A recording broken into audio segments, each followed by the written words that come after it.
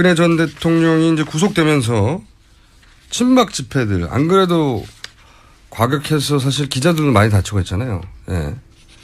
그런 뉴스가 계속 쏟아져 왔었죠. 예, 저희 취재 기자들도 맞아서요. 상처가 나고 그랬습니다. 그러니까 뭐 특정 기자만 그러는 게 아니라 거기 예, 보이는 기자 다 때리고 있습니다. 취재하는 모든 기자들 그리고 뭐 주민들에게도.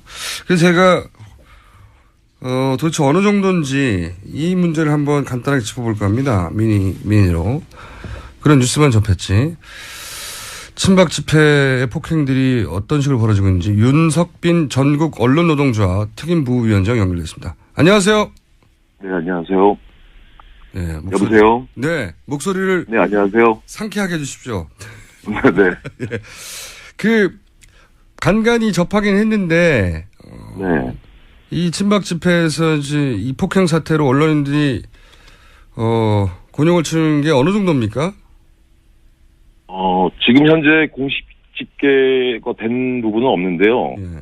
저희가 조사한 바로는 헌재가 예. 박근혜 전 대통령을 파면한 10일부터 예. 13일까지 4일 동안에만 안국동 일대하고 박근혜 전 대통령의 삼성동 자택 인근에서 예. 12건 이상의 기자 집단 폭행이 있었습니다. 2박 3일 만에. 네네. 그 이후로도 계속 그런 기사들이 나오던데, 네네. 그럼 구체적으로 몇 가지 사례를 소개해 주시면 어떤 일이 있었습니까? 많은 분들이 인터넷을 통해서 보셨을 텐데요. 네. 이 사건 중에는 취재 중이던 사진 기자 뒤에서 사다리로 머리를 내리치는 저도 봤습니다. 장면이 잡힌 사진이 있었죠. 굉장히 예. 심각한 폭행이던데. 네, 그랬었죠. 예. 또 카메라를 잡아당기거나 예. 뭐 10여 명의 지지자들이 둘러서서 욕과 발기질을 하는 경우들 이런 것들이 좀 많았죠. 제가 들은 케이스 중에 하나는 넘어졌는데 밟아가지고 이대로 내가 죽겠다 싶어서 정말로 네. 죽은 척했다고 하는 기사 얘기도 들었는데. 네, 그분은 저희 언론노조 네. 조합원은 아닌데 예. 저희도 그건 접수를 했거든요. 예. 조합원이 아닌 경우도 케이스도. 예, 그렇죠. 무차별하게 이제 기자들을 폭행을 하는 거죠. 그러니까 카메라를 든 사람들을만 보이기만 하면 뭐 구분하지 않고 때리고 뭐 커피를 끼얹기도 하고 그렇다면서요. 예, 어저께 일어났던 일인데요. 예. 오전 7시 30분쯤에 강남구 삼성동 박재 대통령 집 인근 골목에서 일어난 일입니다. 그 친박 지지자가 신문사의 취재 기자를 향해서 먹다 남은 커피를 끼얹었다고 하더라고요. 그리고 이제 사실은 이제 요즘에는 이런 일들이 좀 빈번한데요. 쓰레기를 던진다거나 욕을 좀 심하게 하고, 침을 뱉거나 이런 일들이 있고요. 얼굴에 침 뱉고. 또 맞습니다. 그리고 오후 3시 10분께는 서초동 서울중앙지방검찰청 서문 앞에서 60대로 보이는 남성 한 분이 방송사 기자를 등하고 엉덩이를 발로 찼다고 하더라고요. 제가 이 기자하고는 어저께 직접 통화를 했었는데요. 예. 경찰은 스크럼을 짜고 보호를 해주고 있었는데도 갑자기 이를 뚫고 발기질을 해서 피할 수가 없었다고 하더라고요. 그러니까 이제 뭐 언론 기자들이 자기 이야기를 기사화 잘 하기가 힘드니까. 네, 그렇죠. 예. 그 이야기가 잘 등장은 안 하는데 사실은 거기 가는 분들 무섭다고 하더라고요. 막 때리고 뜨거운 커피 붓고 뭐 침 뱉고 사다리 휘두르고 하니까. 예. 그러니까 욕이 뭐 단순히 멀리서 쓰레기, 기레기 가라 뭐 이런 정도가 아니라 좀 입에 담기 힘든 말들. 그렇죠. 눈앞에서 뭐 어떻게 해버린다고 아주 그냥 찢어서 어떻게 한다고 뭐 이런 식의. 예, 그런 식입니다. 그렇군요. 이렇게 기자들에게 이렇게까지 적대적으로 된 거는 무슨 이유라고 보십니까? 어떤 이유라고? 이게 좀 단정 짓기는 좀 어려운 측면이 있는데 박 전 대통령 지지자들이 자신에게 우호적인 언론은 사실 지금은 MBC밖에 없다고 인식하고 있습니다. MBC 기자들만 이런 폭력으로부터 자유롭습니까? 네. 예를 들어서 뭐 보수 정편 기자들도 마찬가지로 당합니까? TV조선 같은 경우엔 탄핵의 같은 세력이라고. TV조선까지. 예. MBC 입장에서는 자랑스러운 건 아닌데 어쨌든 MBC 카메라를 제외하고는 무차별로 공격하고 있다. 그렇죠. 어허. 저희들이 볼 때는 친박 집회를 주도하는 이들이나 보수 인터넷 매체에서 언론 노조가 언론사를 장악하고 가짜뉴스로 박 전 대통령의 탄핵을 주도했다는 식으로 여론을 왜곡시키기 때문에 저희가 좀 타깃이 되는 것 같고요. 언론 노조가 타깃이 되니까 모든 기자들이 다 좌빨, 빨갱이 뭐 이렇게 보이는 게 아닌가. 그렇게 또 실제로 얘기를 하고 계시고요. MBC를 제외한 모든 기자들이 다 좌빨이다. 예. 예. 그래서 그들이 가짜 뉴스를 만들어내서 결국 이렇게 된 거다. 인식 체계가 그렇다는 거죠. 예, 사례를 하나 들자면 지난 2월 13일 날 국회 환경노동위원회에서 MBC 경영진의 노조 탄압 등 부당 노동 행위로 백종원 MBC 부사장을 고발하고 예. 경영진에 대한 청문회 개최를 의결했었거든요. 네.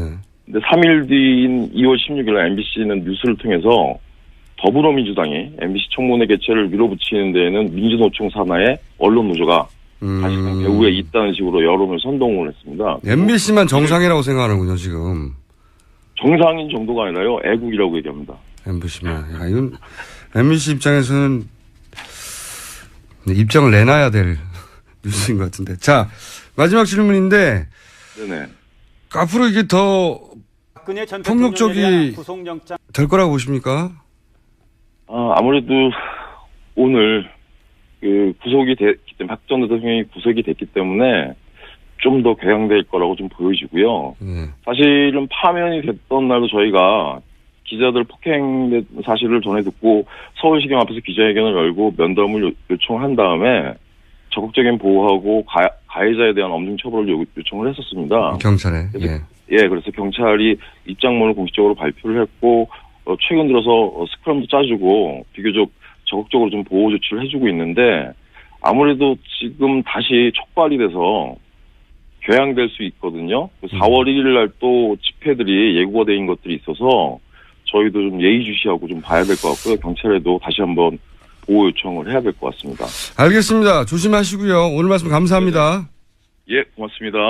네, 윤석빈 전국 언론노동조합 특임 부위원장이었습니다.